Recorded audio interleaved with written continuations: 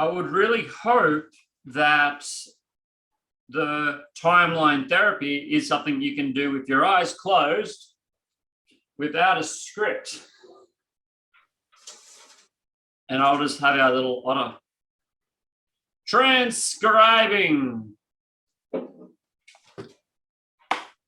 So the more you practice, the more you can do this stuff without scripts, with eyes closed. And then remember, we said last week as well, the real learning starts when everything goes to poop or when you don't get a result. So if you're doing a process, 1, 2, 3, 4, 5, 6, 7, 8, 9, 10, and suddenly you get to 5 and 6 and it's not working, that's an excellent learning opportunity. Now, if we have like notes and a script, it's going to be like, where are we? Instead, we want to relax, follow our intuition, and know the process as well. But you guys are really smart and you're getting it. It's really, really simple, actually. There's just some simple things like dissociated, associated. We got some really clear submodalities and we got some really bad submodalities, I guess. You know, traumas might be dark. Beautiful memories might be big and colorful. Associated, dissociated. And a lot of our processes are just changing them. But there is a bit of a bigger or a meta pattern that goes over the top. The pattern of all patterns, or the process behind all processes. And you know this automatically. You've already been doing this so many times, you automatically know the bigger process. You know the process behind the processes, right?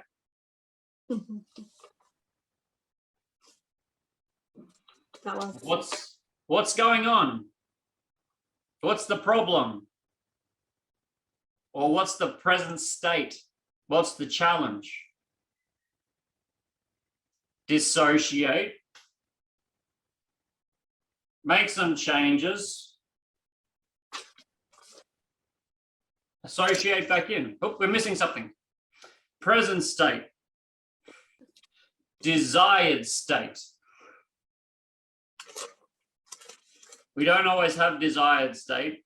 Present state, desired state. Do some shuffling and come back in. NLP can be really simple and you guys can get this even easier. So today what we want to do is nice, quick, simple timeline processes. Yep. And Peter and I might like to jump in as well. Maybe there's something we might like to timeline. Maybe. Now, last week, I watched a beautiful example with Yolanda and Jay. And Yolanda was coaching, discussing with Jay for maybe 10 or so minutes, finding where to do timeline, where to do the intervention. And then they spent a large amount of time doing the intervention.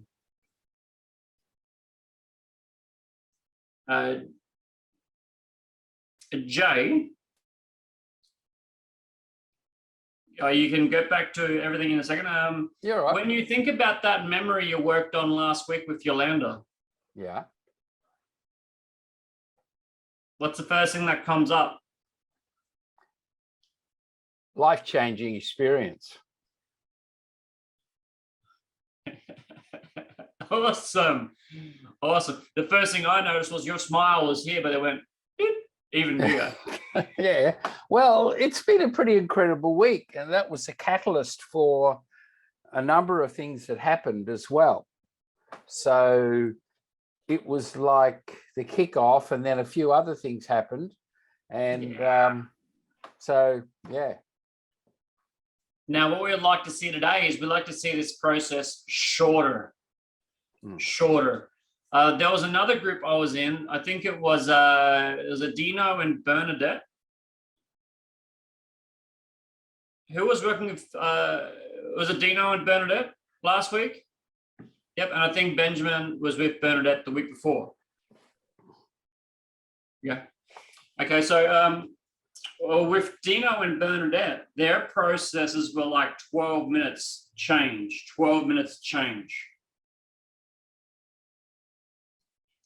And I'd like today to do a quick couple, maybe 2, maybe 3, we'll see how we go, 12-minute processes. So not much coaching beforehand. Get in, go back to the first memory, wherever it is. The first memory or the biggest memory that stands out, we want it to be back further. Go back, clear the memory, come back to now. If you're efficient with your time, update the timeline. If we can get through this a couple of times, I'd like to suggest that we start maybe jumping in and doing phobia. Yeah.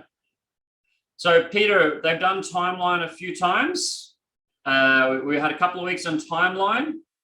And now the purpose here is to kind of perfect, to practice. And I want all these guys. I had a little idea about you guys all doing this and clearing up financial beliefs. Go back to your first scary encounters or the first traumatic encounters with money and update them. But if you want to do health or love, you could do that.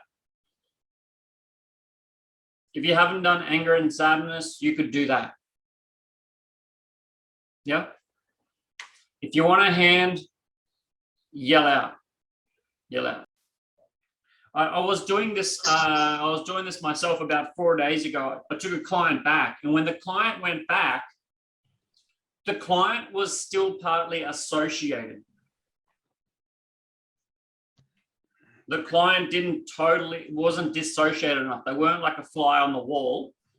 They were like a younger version of themselves. And I could tell that because, my client, she was like kind of like pointing and blaming. She went back to the past and she was pointing and blaming. And to me, the fact that she was still pointing and blaming, it sounded like she was kind of associated, not dissociated like a fly on the wall. Yeah. So if you hear stuff and you start to think that they are too associated or they're not clear, make sure you change your language patterns. Yeah. Point. Do whatever you have to make sure they're cleanly dissociated, like a fly on the wall, or like a butterfly, or maybe like a little puppy dog. You know, one of our guys, Ella, has a dog, so you could be like a puppy dog. If they associate into the puppy dog, that's going to be a bit better. Or a fly, okay? I see confidence building, and I also see people going in some other directions, but I trust that when you're going in other directions, you're still learning and experimenting. Any questions or things you want to share from your practice? Or Dino, Karina, you want to share a little bit there? Yeah. I think I want to jump in and say something. I think I had a big distinction in the practice. Like I experienced the exercise 1 from Karina, which was new. Yeah, and I didn't know exactly what I was looking for, and it was fast, and there was a lot of going back and forth.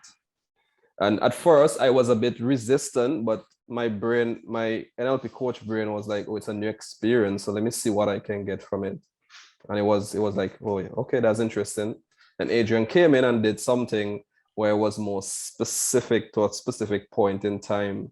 And I realized the big distinction of when we take our time and go slow with that specific space and time. I think the impact is even much more bigger. Yeah, like less is more in that sense. it felt good, and I felt also a shift. I would say it was lighter, it was clearer but lighter than Dino's. But I feel comfort, but I also feel fear. We both did money. We both did the finances.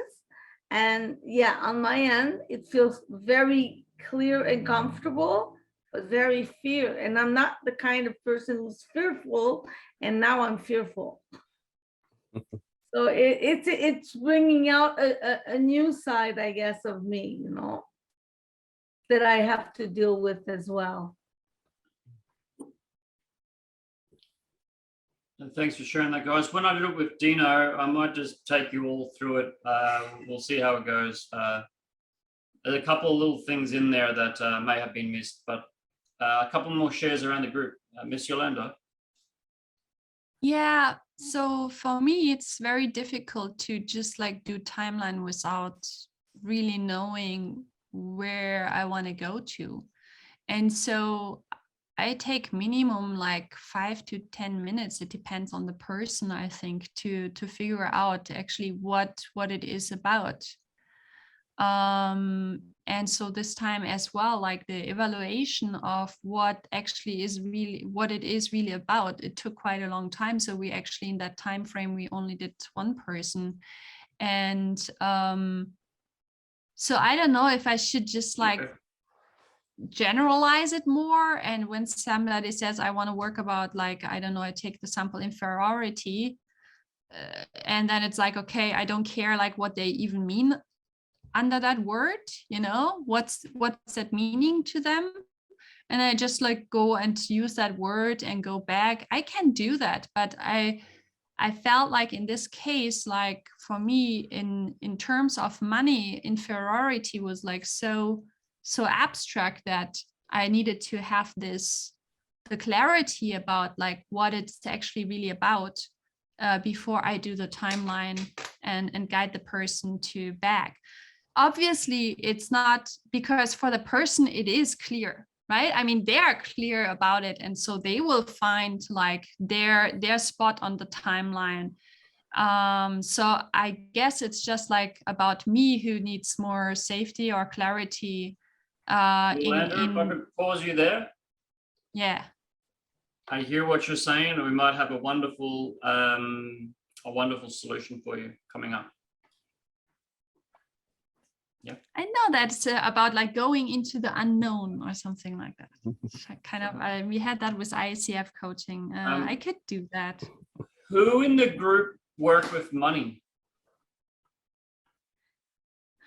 I asked it for my clients. Is that working with money?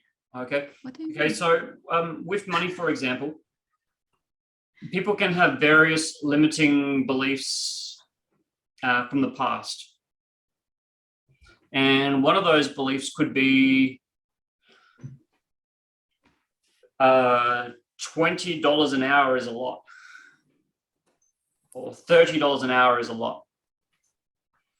Some of my clients, they have early memories where their parents told them they were no good with money, or you would always lose your money.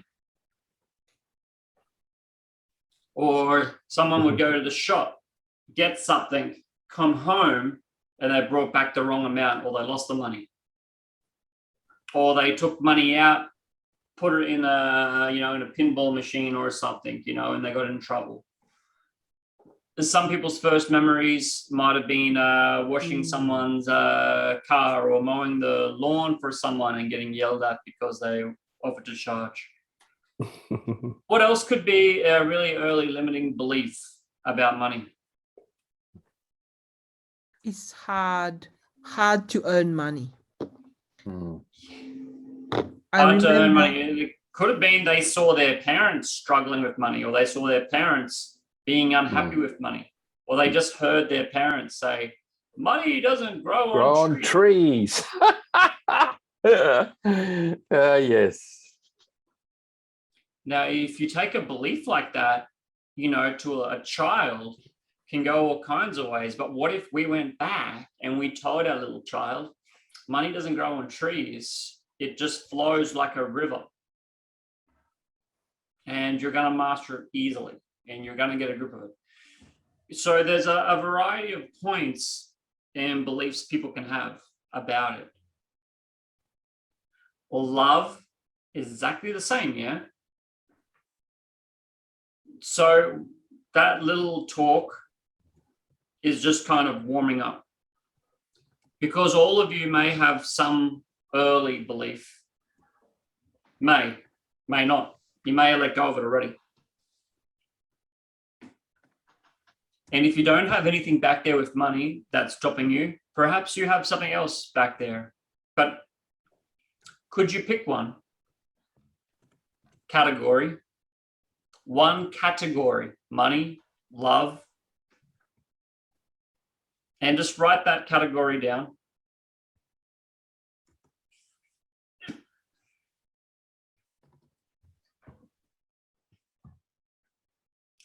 Are we okay to do a 10-minute process?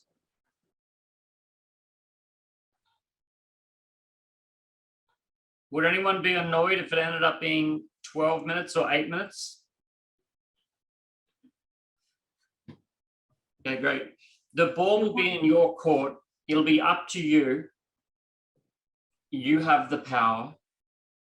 You guys are smart. So if I could just ask you to relax more, enjoy the ride, and you're the driver. Take a few breaths, relax. You can keep your eyes open or closed, or just lower your gaze as you please. Take a few deep breaths, relax.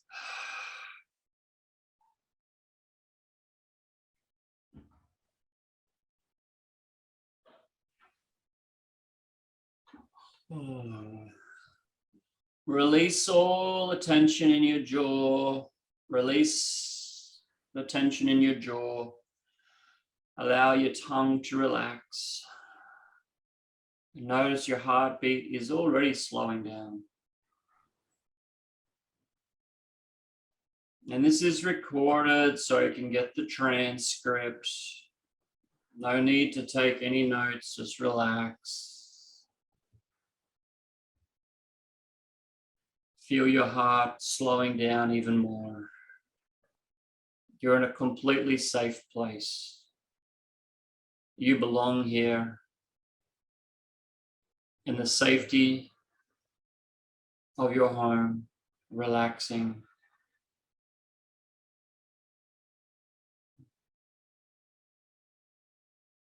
And allow yourself to relax a little bit more. And we're just going to go on a little journey back. And you've chosen a topic. And I'd like for you to start counting back.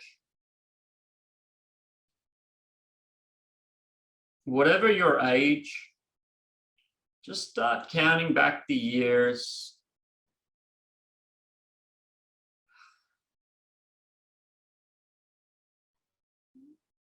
Each breath, counting back the years, counting down.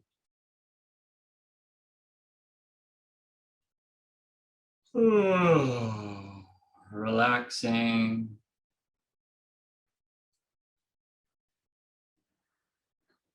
Counting back the years, relaxing your breath. Now I'd like you to keep counting back, and each breath another number. Let's go back to the first memory or experience that really sticks out regarding this topic.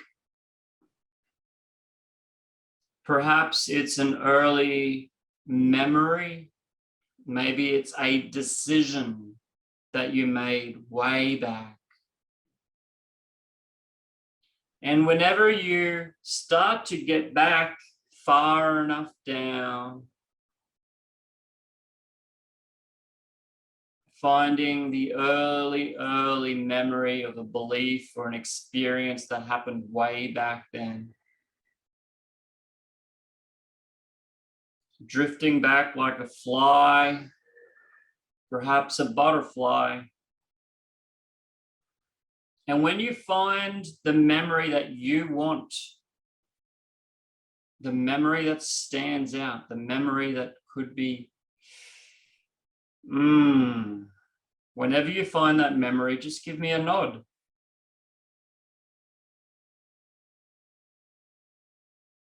That's it. Whenever you find the memory that might be holding you back in some way, nod.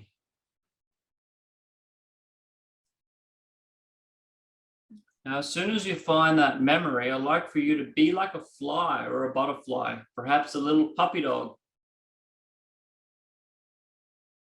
And maybe you can move around and take a different angle, a different look.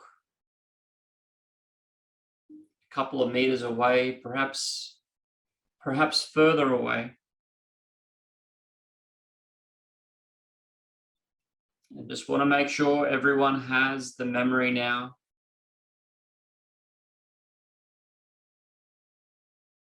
Have that early memory, like a fly on the wall. Now, what does that younger you in that memory, in that experience, what does the younger you need to learn or know so that they can release all negative emotions, or perhaps release any negative decision or any negative belief that came from this event? That's right. What does that younger you need to learn? Release all the negative emotion, release the decision, release those limiting beliefs.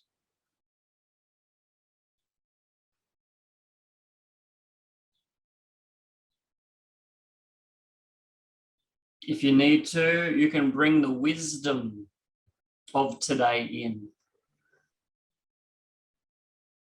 Bringing the wisdom, and allow that younger you to release all negative emotion, decisions, beliefs that may have been made then.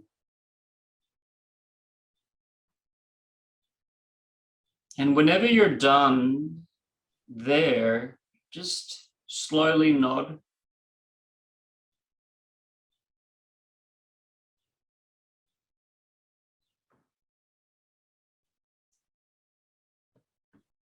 And if you're fast, perhaps you could do some other memories. And if you're figuring it out, that's totally okay as well.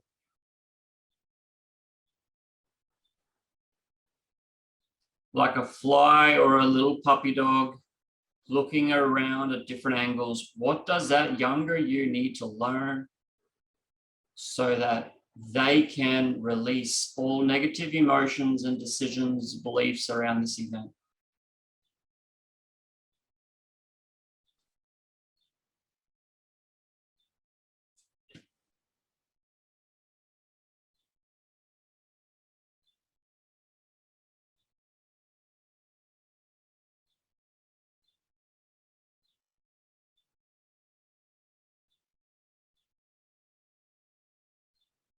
You can do it. You've got this.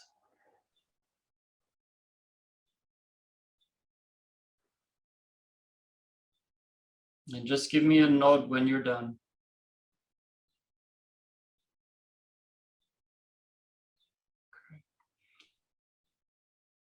Great. Now, just briefly, I'd like for you to fly on over or stroll on over like a little puppy dog. And just for a moment, I'd like for you to hop into that younger you.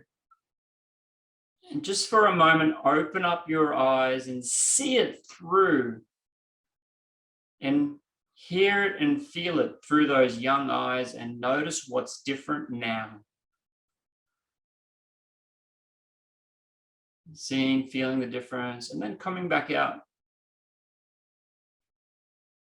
And notice how the event has completely changed, and perhaps the event feels lighter and brighter now. And drift up, up, and then slowly start to drift back or forward into the future, and slowly come back towards the present. Allowing other memories to change, allowing the rest of the timeline to change. Perhaps the whole timeline becomes clearer and lighter or brighter.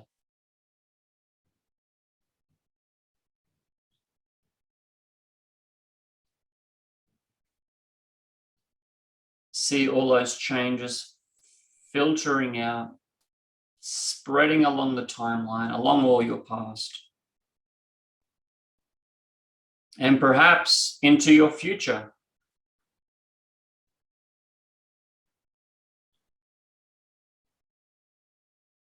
And coming back into the present. New heartbeats, new blood, new breath circulating around your body. Welcome back.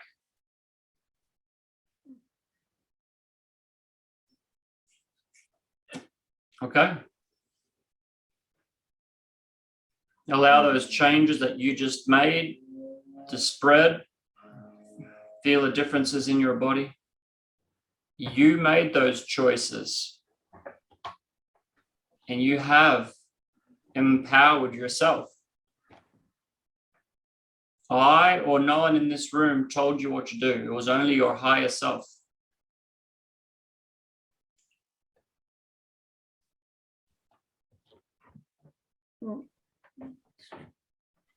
You can and you have changed every day.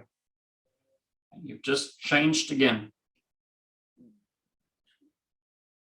You can change your mind like you change your undies. Once a week on Thursday.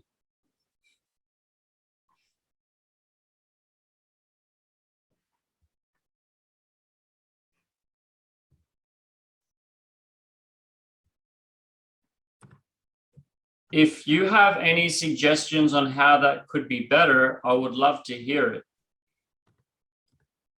I caught myself making some little error on the way back.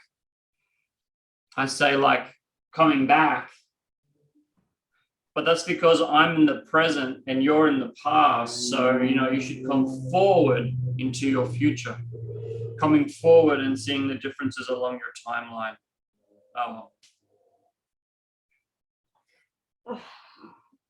Jay.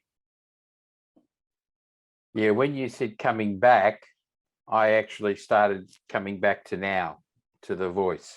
So that did have an effect. But interesting when you said, although perhaps, and while my eyes were open, I was still in that calm state. So as soon as you said, perhaps the future, it was like, oh yeah, that's what I want. I want to be having this feeling around love in the future. So that was quite good. It sort of rescued it and gave another focus. So yeah, I fucked that bit. No. I could see it. I could see it, but I could see everyone stay calm and just completely stay in trance state. Yeah. You look like you're in deep trance there by looks, Jay. I was, yeah. Well, I'm tired, but I was keeping above the consciousness, and I was having a little difficulty trying to find this thing around love. There was a real state of confusion for me. So what happened is accepting within myself. The transition was wanting to know if I'm loved, but then accepting that love is about giving. So that was the sort of the transition that happened. And it was more within myself, not so much what you were doing, that the realization happened. So it was quite a little different, quite different for me. Yeah, Karina. It's funny because I too went there, but when I was thinking of the younger me or that time in my life was in relation to my past, where I felt very tense on my upper back, my neck. I felt it, right? Even when you said like release your jaw and your tongue is like, I felt like that. But the second part, it was like almost empowering for the future. It was empowering. So I realized that in my particular case, going back to my past, I can close the door and open it when I want, right? But in this particular subject, I can keep it closed and go forward. Yeah, you can. And sometimes people will want to keep some of those memories in the dark. Yes, I know. Particularly if we are working with people and if we're doing a trauma release. If we're doing like releasing a very bad trauma, we do it the same way, only beforehand, we have a bit more of an ecology check. Okay. Yeah. Now, if we go back and do something traumatic or a phobia or something, bad, there's a fair chance those memories might be very dark or black or perhaps kind of missing in the timeline. So before doing it, we've got to recognize that we're stepping into a psychotherapeutic or a therapy frame, not a coaching frame. And we want to check in. Hey guys, or client, if we go back, you may or may not experience some discomfort. Will that be okay? Okay. If we go back with the trauma, you may or may not experience some discomfort. Is that okay? You may or may not, they will.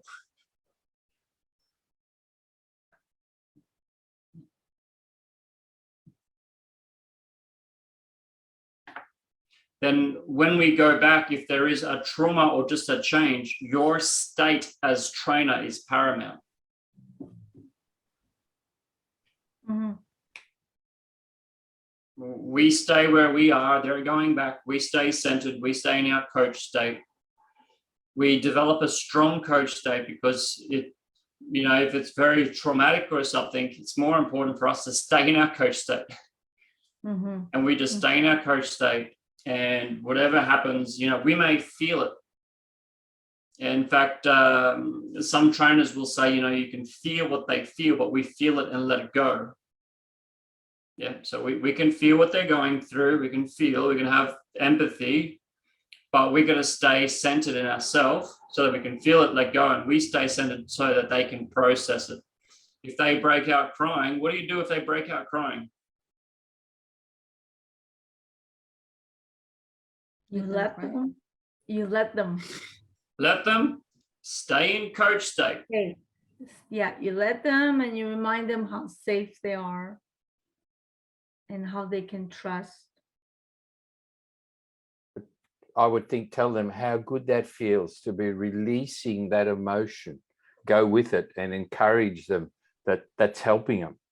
Yeah, these are nice suggestions, and it may be appropriate for them. And if you're not quite sure, just stay in coach state in silence. Might take 2 minutes, might take 10 minutes. Bernadette? Yeah, just saying it's okay, so that so that they can authorize themselves to let that come out. And for us as coach is to know in terms of emotions will go up, but they reach a point where it will also peak and then go down. So then just let it be and hold space. It's okay. Bernadette, Darko, have you guys ever had someone that started to cry or break down and didn't stop? No, of course it stopped, but Stop, yeah. what's like the longest? 5 minutes? Not even that. 2 minutes maybe. Normally it's just like 2 minutes or something.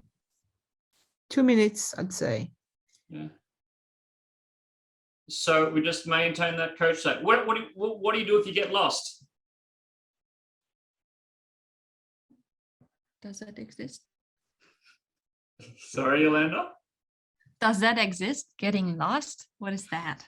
How can somebody get Just lost? stay in your coach state. Stay in your coach state and then positively frame whatever it is if you like. Yeah.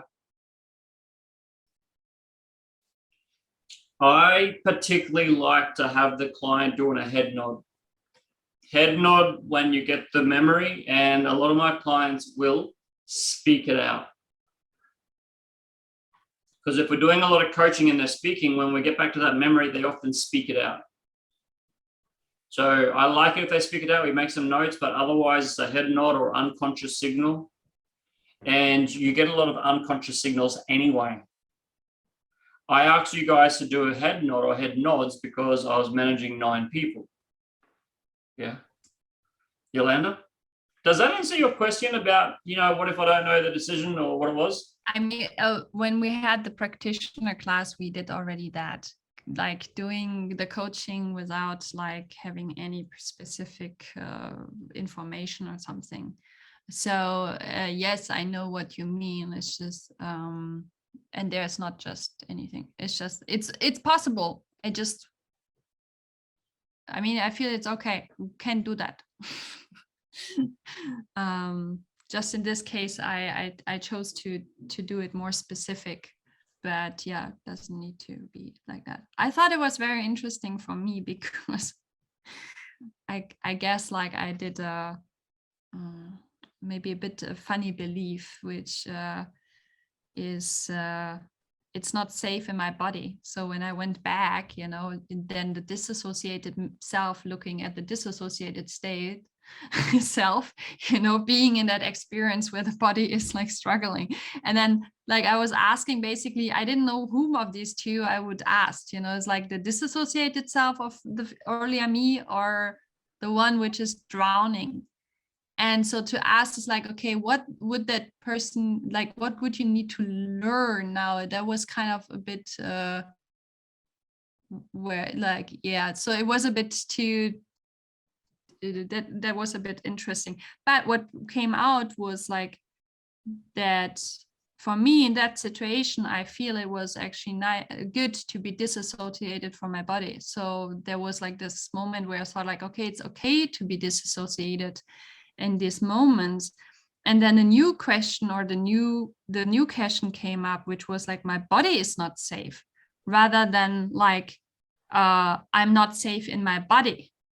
And so I think there's like, it's a very interesting, like 2 different beliefs, which of course they are correlated. The one thing is I'm not safe in my body and my body is not safe.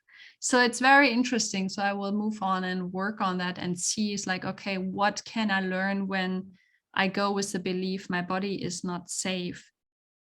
Obviously, it's like kind of like the same experiences which cause that belief, but maybe I would be able to come further with that timeline thing when I rephrase it to my body is not safe, and what do I learn? Maybe that might then be more successful with that question. I don't know. Maybe we'll do something like this soon. And one thing I'd like to highlight is what Yolanda is sharing was, so when she was younger, something was happening and she kind of dissociated from herself when she was much younger. Is that kind of right? Yes, that happened when I was like, I don't know, since I can remember, basically. And so it happened before. Yep, numerous times. Numerous times, yes, numerous times, yeah, many times. And some people may even find themselves kind of living dissociated, going through life dissociated, not really coming back to the body. And Thank that's you what I very want much to work on. for sharing that, Yolanda, because this is one of the key things that we're going to come across with people. Now, if you're coaching a very high performer, there's still a fair chance, there's a really good chance those high performers have got traumas in the past. I believe a lot of like surgeons, someone was telling me recently, surgeons end up dissociated.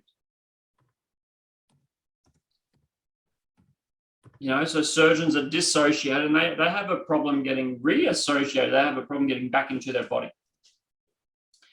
But the thing is also because for me, it happened so young and I lived my whole life being disassociated. I just figured out 2 years ago that this is actually the case for me. So for me, it's the default position and I didn't know it's like different from others. So I just, what if by we were to accident, go I back? figured that out. Yolanda, Huh? what if we were to go back to the first time that happened, like a trauma? What if we went back to the first time that happened? And Yes. what would happen if we started to play around with the memory? Would that be okay? I mean, I partly did, but we can do it again. That's yes. Does Can- anyone else have a little trauma or something that happened back then? Because for me, it's not that traumatic because actually I'm disassociated. So it's not like, yeah. Better. We talk about dissociation.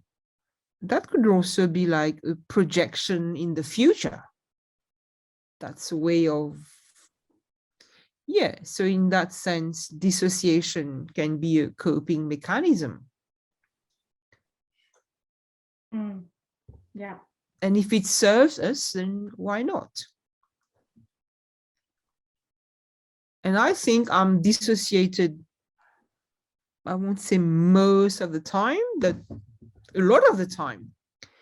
If I'm in a situation which is, I won't say unbearable, but simply that's Unbearable, just dissociated. I won't say unbearable, but just a way of, you know, like, why should I be, you know, like be fully present or fully connecting with a situation which doesn't uplift me when I have this, you know, ability to just travel. But the thing is like being disassociated from your mind and being disassociated from your body.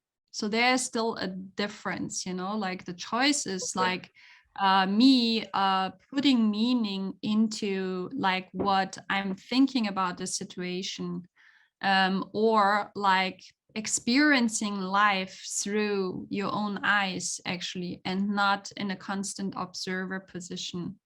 So We and may have to obviously do- into some physical situations you obviously don't want to identify with yourself, but actually feeling more connected to my body would actually contribute a lot maybe to my life, you know, just like having a better connection, a more loving connection with my body, not being afraid of my own feelings or like emotions or this kind of things. So I do think that feeling safe in my body and being willing to have my body as my kingdom rather than my home as my kingdom, because this is something which is unstable, but my body is always with me.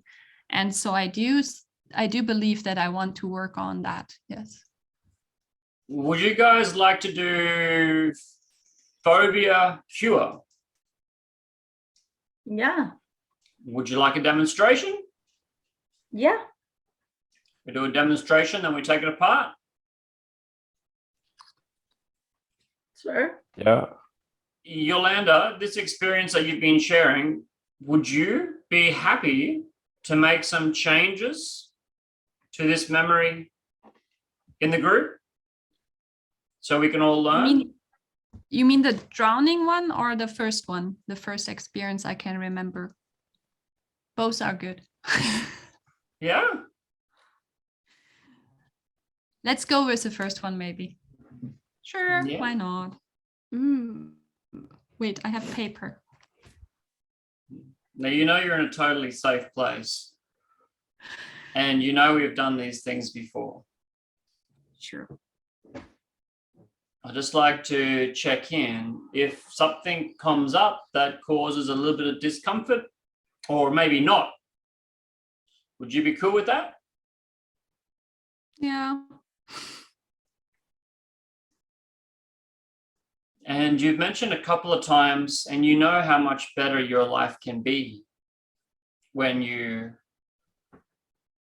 resolve or whatever it is that has to be done. And Mhm. once that's all dissolved and done, that will allow you to move forward. But just before we get into the model, is this causing some problem or some issue for you, not being able to, really feel things in your body? Oh, I feel a lot. No. My body is like communicating 100% with me. No. Don't misunderstand me. So no, it's talking to me all the time. So this fear or early childhood trauma, is this causing some problem in your life now?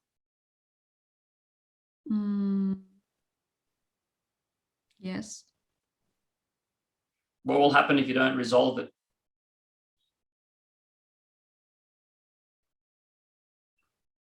I will keep on being afraid of not having control what is happening with my body.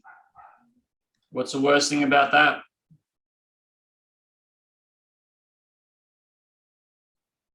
I need to suck it up when this happens. So I need to live with it. But what's the worst thing? No, it's just like brings anxieties. Mm-hmm. And what would happen in future if that kept growing rather than being resolved, if that anxiety kept growing in future?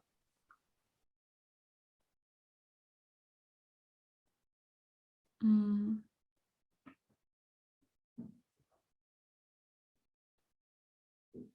And you maybe pass it on to other people instead of sharing your amazing gifts. I don't know if I pass it on. Okay. Hey, just don't worry about that for a second. A quick question, Yolanda. Can I ask you, can you see the chat window now? Do On I have Zoom? to? You want me to see it, or you don't want me to see I it? don't want you to see it. Can you turn the chat window Okay. off? No, I have it off. Yeah. What will happen if you do resolve it and you get to resolve it? What could happen?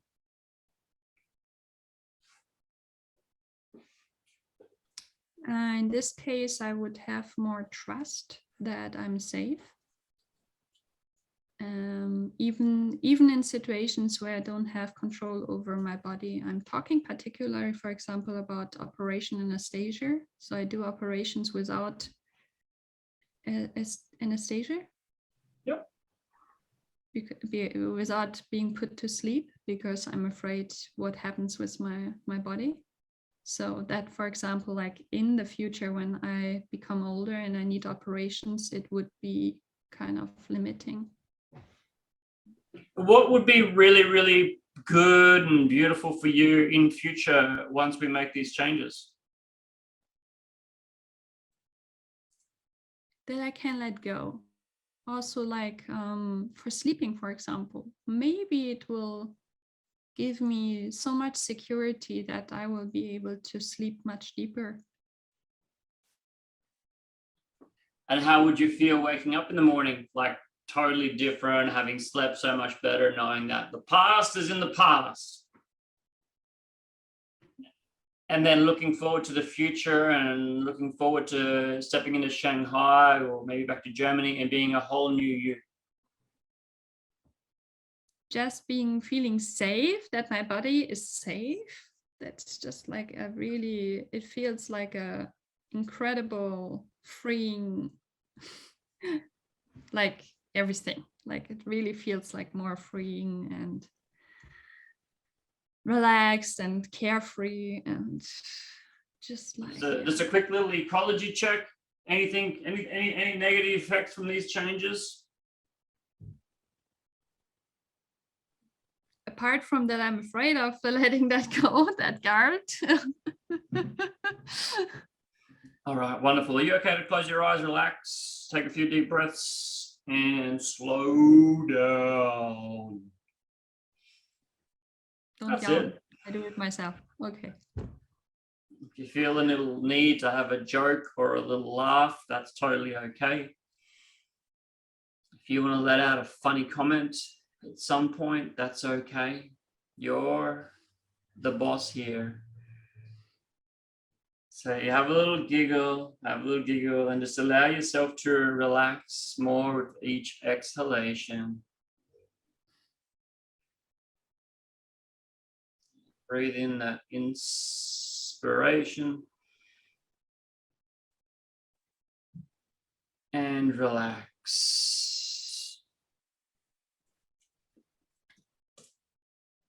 Notice your breath slowing down.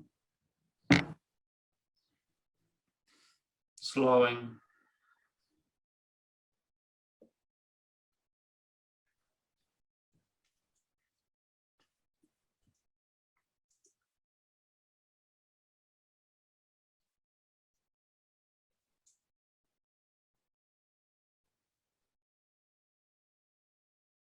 And just really relax deeply. You're in a completely safe environment. I'd like for you to imagine floating up above your building and being able to look down at the Yolanda down there. However you like to do it, and just start to float.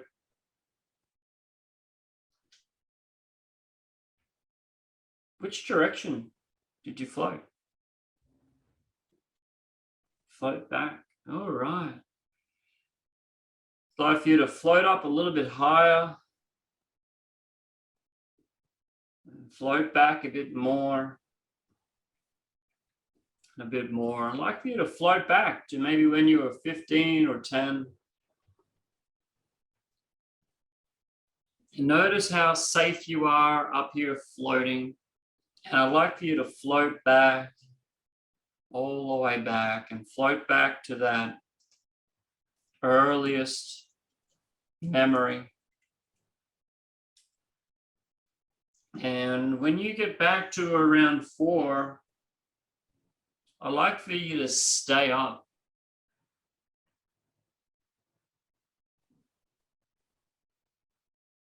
Now, I'd like for you to imagine a big movie theater. And I'd like for you to float on down to that movie theater.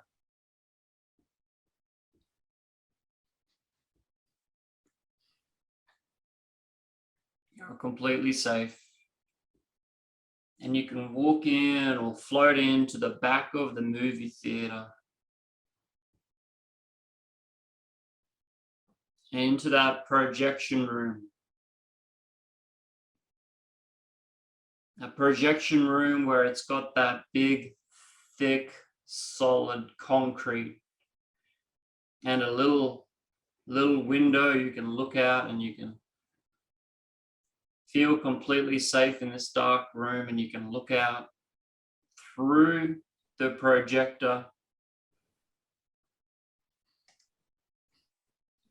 And in that movie theater, there's a lady called Yolanda.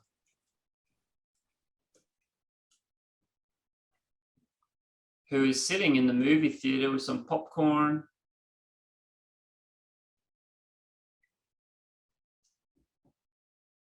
And she's watching a movie of a young girl about 4 years old. And you're up here in the projection booth.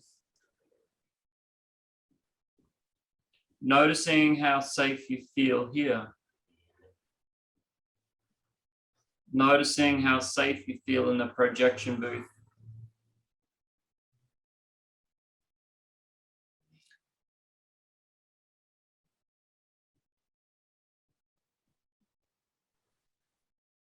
Now, from the projection booth, I'd like for you to play this 4-year-old movie and play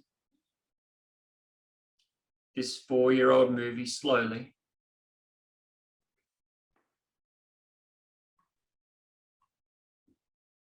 You're completely safe. And play it to the end of that negative experience.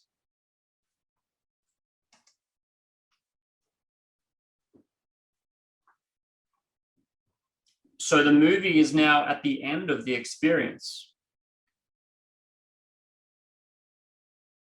That's right. You're so safe up here. Now, I'd like for you in that movie theater, you're going to hit the rewind button and you're going to watch the movie backwards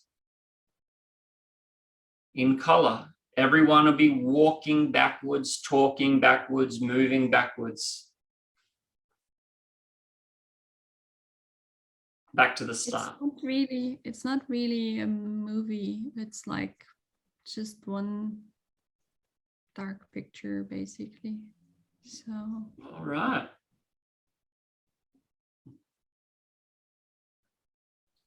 That's totally fine. Thank you for sharing that. Is there any movement in the picture? Because this lady, Yolanda's brought her popcorn and she's sitting like in the 10th row. Yes. In the moment, there are like 4 disassociated states, but it's okay. Yep. Is there any movement in that movie? It's basically that the 4-year-old is in the dark of the gym of the kindergarten, and basically she woke up from an operation at the ears, and so there is no real memory about like how she came to the kindergarten. Just she's waking up with all the pain. Just And rewind it. Someone holding the hand, so it's just that picture of like lying in the dark and me being behind it and looking onto myself lying in the dark. Yep. That's it. And having that noise, this loudness, everything so loud. I'd like for you to turn the volume down. Turn the volume down. And I'd like for you to pull out a CD. And in this projector booth, get the CD out.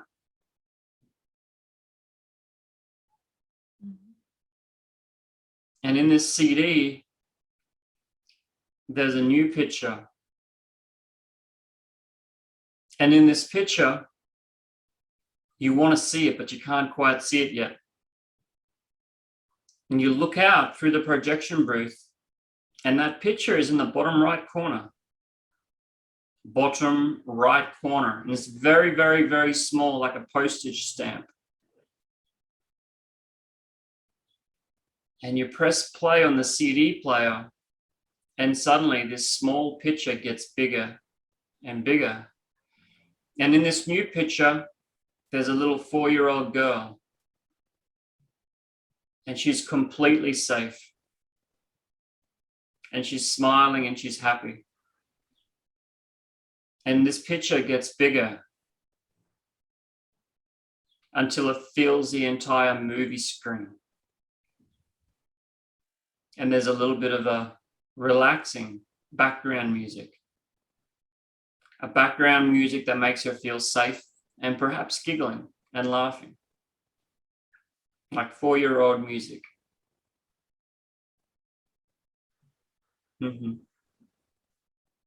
Now wipe that projection screen clear. Yeah, yeah. And put the old picture back up there. CD on. Bottom right, there's a little postage stamp. Have that little postage stamp, which is the new picture, have it stretch out and cover the entire screen and have that music playing.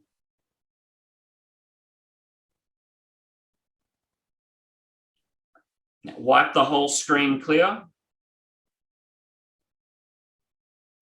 Looking through the projection booth, you can see the old picture. It might be a bit fainter. Put in the CD, and in the bottom right corner, like a little postage stamp, is the new picture. And in a moment, I want you to press, oh, I hope you haven't done it already. When you're ready, you're gonna press play and you're gonna pull out that new picture and completely allow that new picture to take over the projection screen and hear that music play.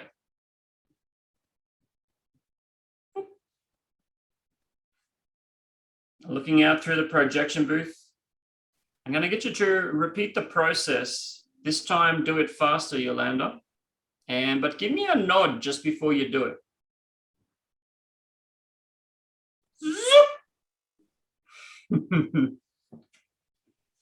Looking through the projection booth, you see the old picture. And get the CD in. A little postage stamp in the bottom right corner, and just give me a nod before you do it.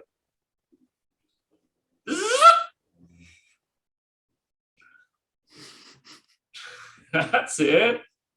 Look through the projection booth, see the old picture. See the old picture. Put the CD in, bottom right.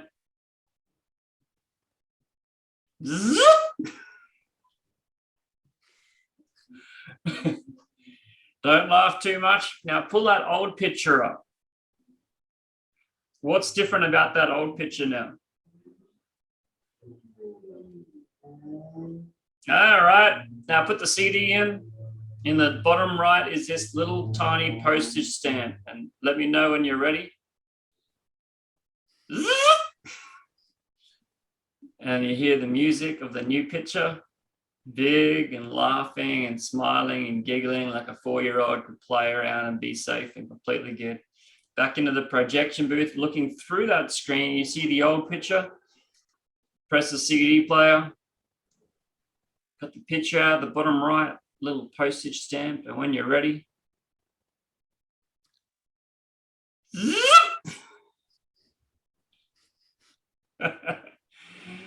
Hear the music. See the smiling, giggling little 4-year-old having fun. Back into the projection booth, looking out. What happens? Hit the CD. Bottom right, little postage stamp.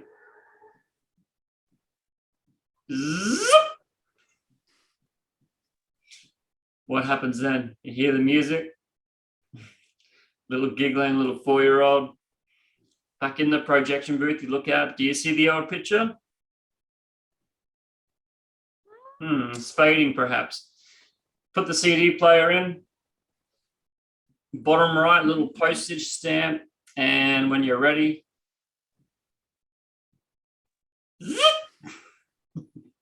You're anchoring this stupid noise. That's all right.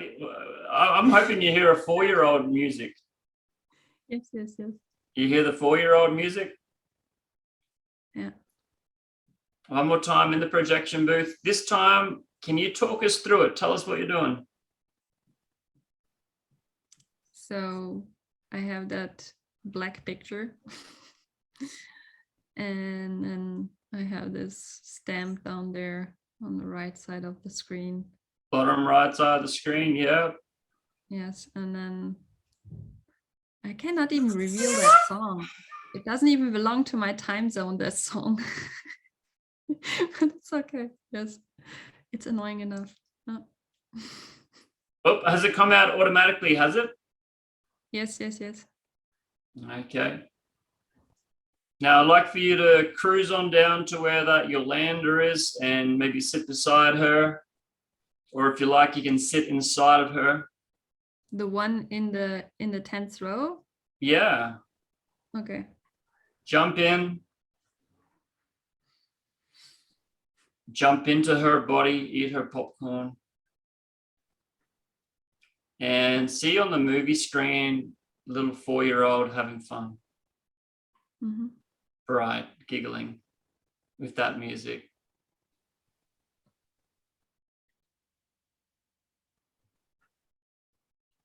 I wonder the disassociated self of the old picture is still there. So I'm in the 10th row and there's the disassociated self and the 4 years old dancing. Go into that dissociated self, not the 4-year-old. Go into the dissociated one. Collect her up as well. Can you step in and collect her up?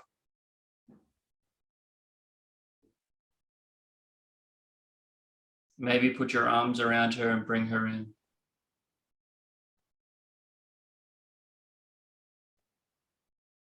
You're completely safe now.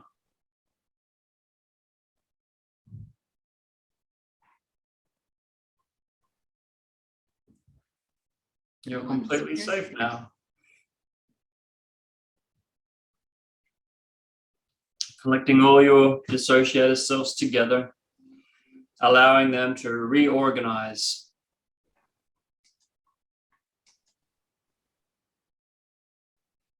Allow them all to reorganize inside, knowing that there are many aspects of you, there are many parts of you, and noticing a lot more integration now, a lot more wholeness now, pulling them all together. It's interesting because it seems that this disassociated self has the pain.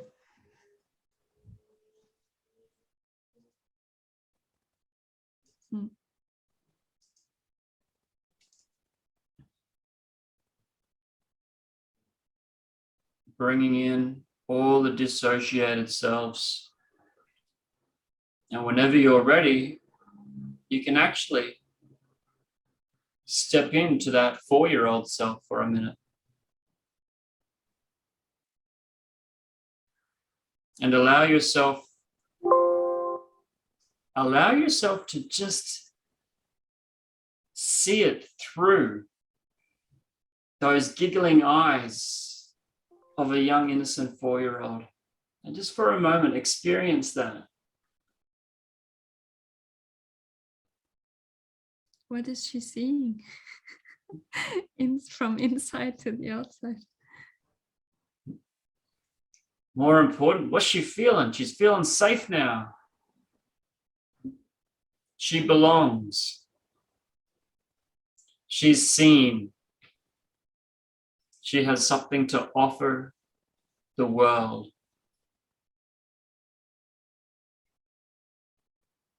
Some magical talent to share. She's valued, she belongs, she's safe, she's seen. She's valued. And now you step back out and ensure all your selves are together. Do I let this disassociated self in her? I want you to trust your intuition here. Trust your intuition. Don't think about it. Feel. Make it safe.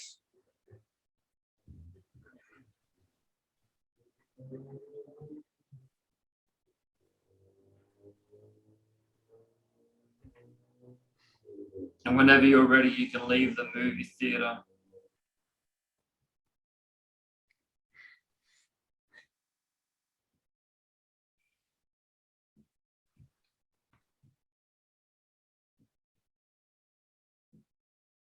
And drift back Whenever you're ready, you can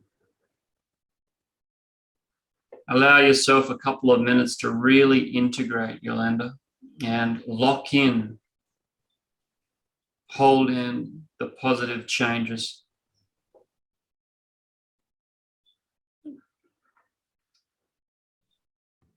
Now, tomorrow, you're going to feel very different when you wake up. How do you wake up and get out of bed tomorrow?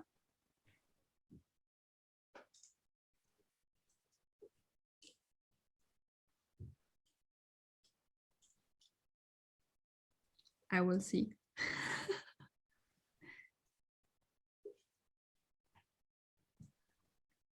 And perhaps you may find yourself reorganizing even more of yourself as you go to sleep tonight.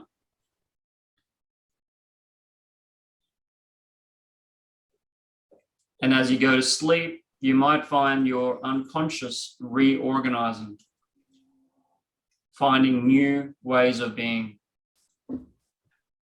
New ways of being you.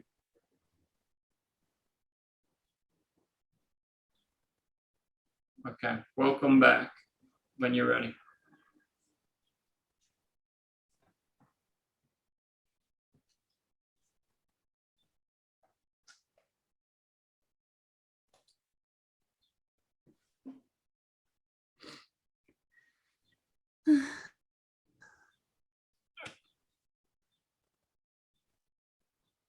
That was different.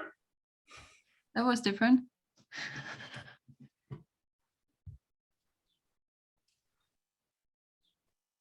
Interesting. I'd like to allow you a few more minutes to bring it in, but more importantly, think about how you're going to be different tomorrow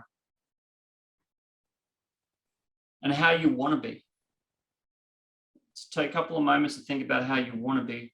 Now, guys, what actually happened there was quite different from the plan, but the plan is quite simply,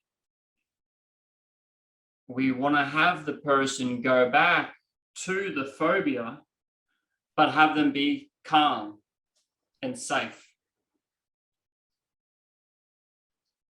Often when we teach this, we might just go back to a movie theater or see it like a movie theater. And some people can get caught up in the way they do it, like, do you walk in, do you hover in or whatever, but that's not really so important. The important thing is that they're dissociated and safe. So when I first learned this, we had a script and we're like, you go back to a movie theater and you see it from a movie theater, and I put the script in the chat window so you can see it. So you can see the script, but more importantly, I like this script because on the right side, you can understand a bit more about it. It's about being dissociated. It's a matter of empowering the client to make the changes themselves.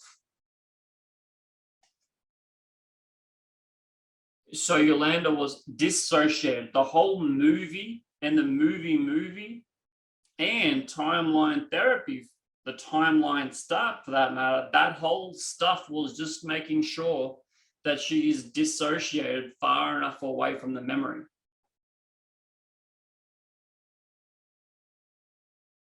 Okay, and now when we get to the memory, we started to play it on a movie screen. So it's dissociated, right? It's still dissociated. It's on a movie screen and it's got big, thick walls. So in her mind, she is so safe because there's so much distance between it. Traditionally, we'll play the movie and then we basically just want to scramble the movie. So some people will say, play it all the way through and then play it in reverse. And then like take the color out, make it black and white. But it's already black, so that's why it's like also that you adjusted it was good. And there was like, no movement. It was like a photograph. So on the fly there, rather than scrambling the picture, like playing it forwards and backwards, forward and backwards, forward and backwards, which is a typical phobia cure, forward, backwards, forwards, backwards, making it go faster or scrambling it. We did a swish pattern. And the swish pattern is that, like, you've got a bad picture, we've got a new picture, and the new picture comes up, zook. Yep, and we make a swish or a swoosh or some kind of sound. And why do you think we make this sound?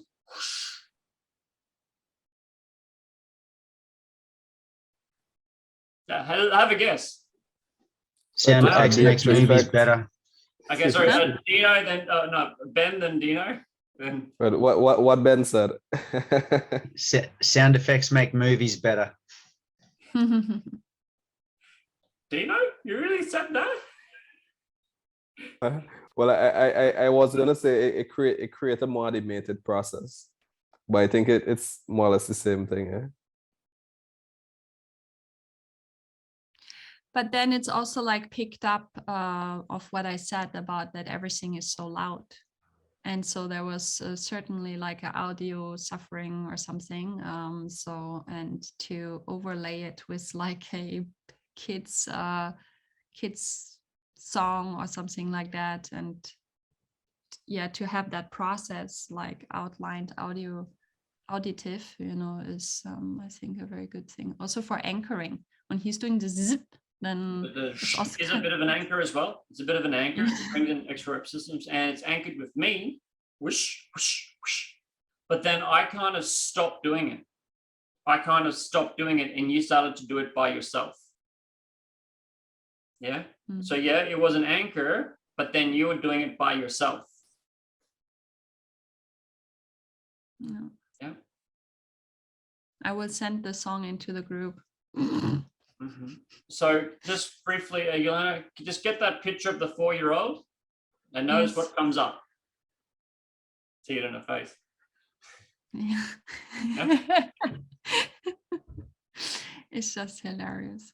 I like it. You sing it, Yolanda. One, sing it for us. Nee, schna, schnappi, schnappi, schnappi, schnappi.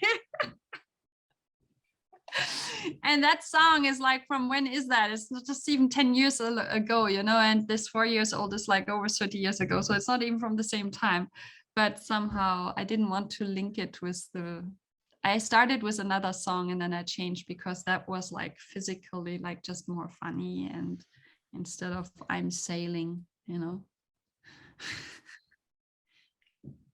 Okay, so then we have this new picture coming up. So whenever her brain goes back to get the old picture, new one comes up automatically. It's not under her control. It becomes automatic. Now, for so many years, we've had this automatic picture. Now we've got automatic new picture because we've done it like 10 times in. And rather than having someone suffer for 10, 20, 30 years, you can do it in 30 minutes. Afterwards, she stepped into her cells. She stepped into the other cells. That's not part of the script normally, but she mentioned this dissociation thing, and I had no idea what on earth it was about. And my intuition said, go down, collect the other ones, and then come back to the present. We came back to the present, and I said about waking up different in the morning, a post-hypnotic suggestion. At nighttime, maybe your unconscious will continue processing. The client is creative, resourceful, and whole. When any client enters a crash state, they're no longer whole. Oh. So when sharing, stay in a coach state, it's okay. As long as we support her in the process, she can make the changes. Now, if at the end, it would be pretty hard for her not to have a change. It'll be pretty hard for her not to have a change in different. Yeah. If it isn't an excellent result, like if Yolanda isn't having an excellent result this week, she'll be having a different result. And different will probably be an improvement anyway. And next week, we can do it again. Next week, we can do it again. I had a client, he took something and then he went and did this thing all week long and he had a up week. He called me up like 4 or 5 days later. He's like, this is effed up. And I'm like, quick, get on the phone. And I'm like, what are you doing? And what happened was he changed the script a little bit. And it had a negative effect. And as soon as he told me the script, I'm like, dude, stop. Change that. He changed it. You know, we had our session, you know, another 3 days later, he says, everything's good. Yeah. So we're doing weekly sessions. It's totally okay. You're going to notice change. Now, if you want, you can sell this for like $300 or $400, maybe $500. So $500, Yolanda comes, she tells me the phobia. I say, right, we can do it. You'll feel substantial shift, $500, 250 upfront, 250 at the end. If you're not happy, don't pay the rest. 1 hour, do this process, notice the differences. Have we got a good enough result? Yeah, great. If we don't, go back, improve it again. Take an hour and a half. Now what's different? Great. Is there something else you want to change? Change something else. Yep. Now, if Yolanda has a great big fear of, say, elevators, if she has a fear of elevators or dogs, there's a fair chance that rather than a picture, it'll be a movie. Mm. And if it's a movie, you don't have to go swish. Instead of going swish, what we do is, okay, play the movie and now play it in reverse, everything backwards. And maybe go sound effects, right? Have it do it faster and faster and faster. So it's like, you get really good at sound effects, by the way. But a different way is you have the picture, make it go black and white, black and white, black and white, black and white, gone. Yeah. You just. But I think it's always also very nice is like this, pulling it back until it falls over somewhere. That one, I really like that one a lot. Yeah. Get the scary picture or the picture of the fruit salad. No, not fruit salad. A picture of the pizza. A picture of the pizza, and the pizza goes further and further, further away and drops off a cliff. Bring up the pizza, you know, further and further. And that's what we're getting into in the next week, some modalities. Yep. Now you guys have to do this. Thank you, Yolanda. I wanted to say thank you because you're bringing a whole different side to I think to what Adrian wanted to teach us, and we are going to be encountering that in our business, right? In our business. So thank you for being vulnerable and allowing us into your world. Yeah. I want to say something that I loved because I saw the whole process and I saw your personal facial transformation. Okay. But I loved when you were dealing with the girl in the 10th row, the girl in the projection room, and the girl in the movie, right? And of course, you're here. But then when you started associating them, and after each one of them, he would remind you, you are safe. You are safe. And we'll let the other one in. You are safe. So if this was me, that would really reassure me. You know? Yes, yes. And Bernadette was right. This is you, man. This is you. Acceptance, right?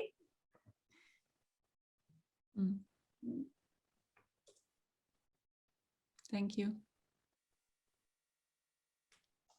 Do we have,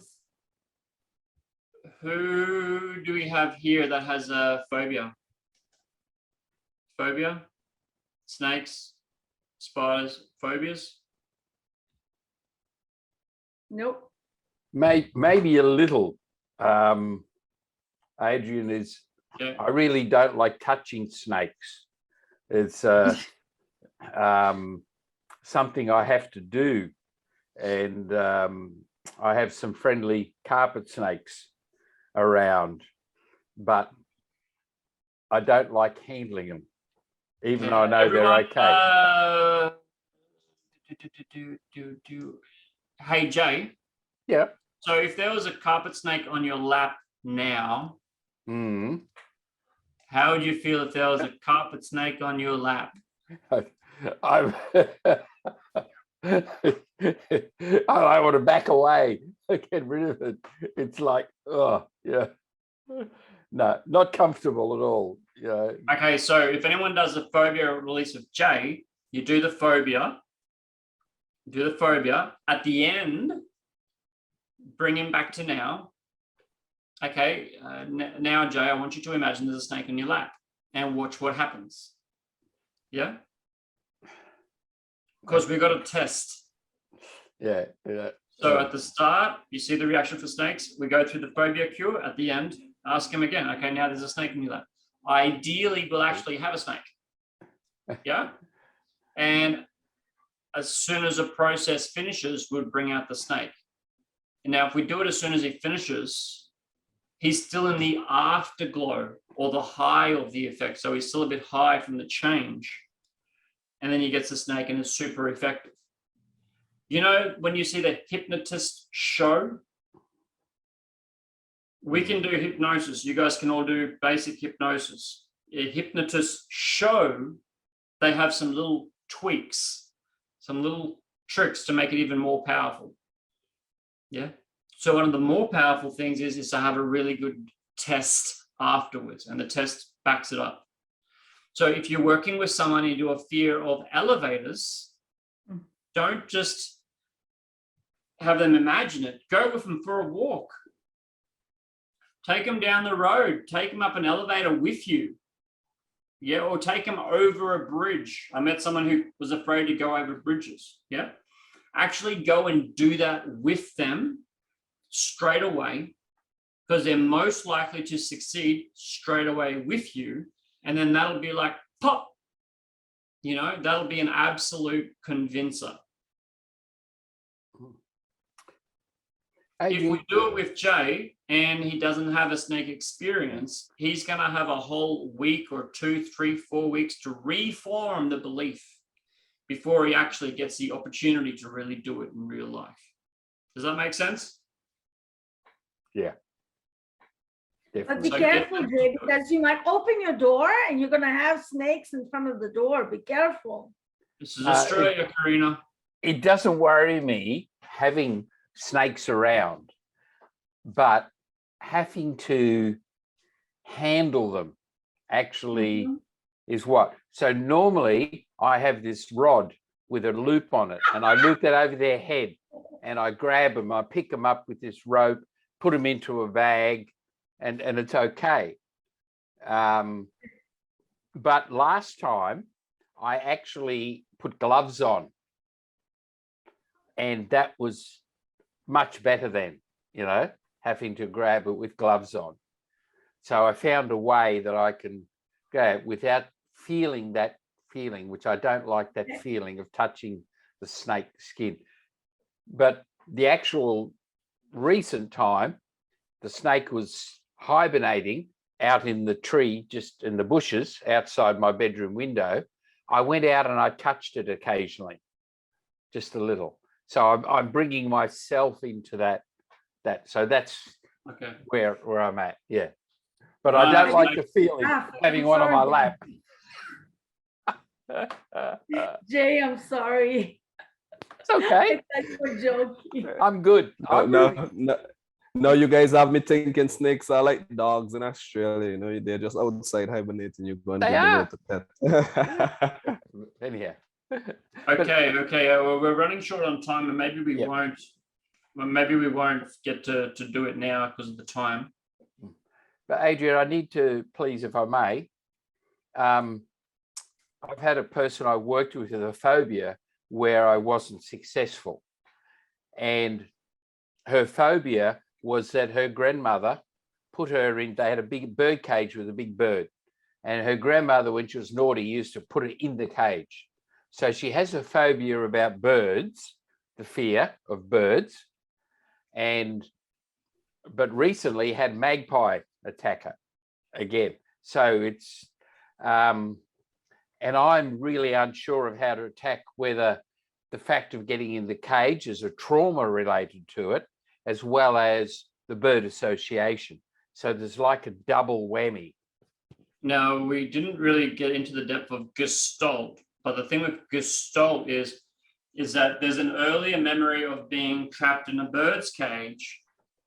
And now there's a phobia of perhaps magpies, different birds. That's why we want to go back to the first memory of the bird cage. Yeah. Yeah. Now, what you might want to do is do the bird cage, walk her through it, do the phobia for the bird cage, and then have a cuppa, have a little cup of tea, notice the differences, and now do it again for the magpies. Do it for just to make sure. If you want to do this on something like smoking, you might want to do the first cigarettes. You might want to do morning cigarettes. You might want to just go around and do extra stuff, get all the little anchors, you know. Yeah. So phobia cure, you've got the script there, and you can see before doing the phobia cure, you might want to increase leverage. You saw that with Yolanda, right? What's the pain? What's the worst thing about that?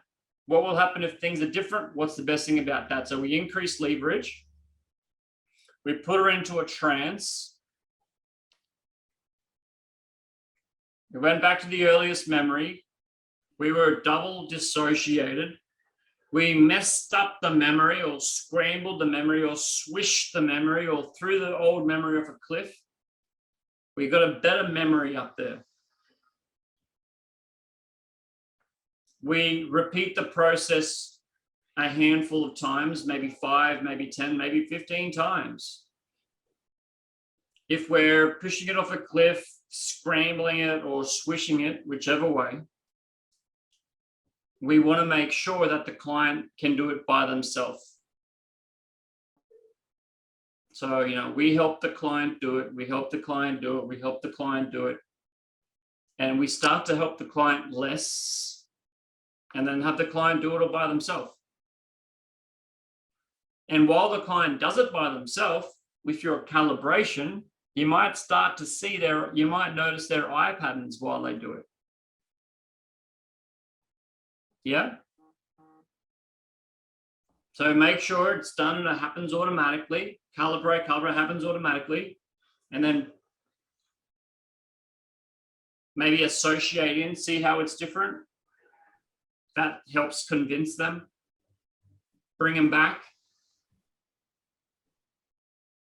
Optional, future pace, hypnotic suggestions. What are you noticing that's different now? We're done. That's it. Test. Bring out a real snake. Have them imagine going up and down the elevator. Have them imagine a snake on their lap. Boom! You made it here! Good on you. Make sure you click the subscribe button below and check out the playlist at the end. If you'd like to come along to our Sunday sessions where we host a live free Q&A for our students and members, you're welcome. I'll see you there.